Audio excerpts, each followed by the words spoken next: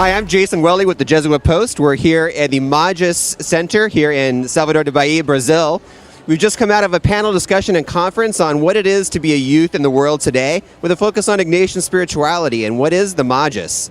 It was especially interesting to hear just what people had to say about what the church is. And I heard a lot of people saying that, particularly emphasizing that we are the church. Keep on saying that we are the church, that we are what we, the young people, are what is going to keep the church moving into the future. Well, what I heard is I've got a lot of friends who say the church is too churchy, it needs to be more people-oriented.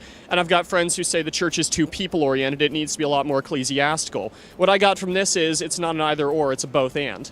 We heard a lot today about the language of youth and whether we have to learn a new language to speak to the youth. What do you think? Is there a youth language? If so, what is it? And are we using it effectively? I think the youth language is action, and it's exactly what the girls were talking about and the people were talking about on stage earlier, is that we as a generation are examples for generations below us and for the younger youth to see what we're doing as a church, and because we are the church itself.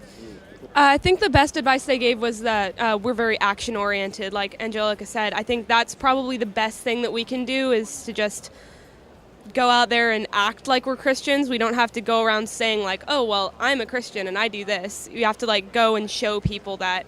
I think the thing that came out most was a question about, the church are these traditions and rituals, but it's also evolving. And I think being here with all these youth, it's really difficult because we want to change the church, but we also have to realize that there are traditions and rituals, and I think that's a topic that is always going to come up.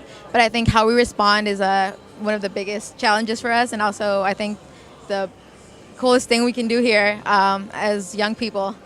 In my personal opinion, the youth language is joy. I feel like for us, we connect a lot more with the church when we're laughing, when we're enjoying each other's company.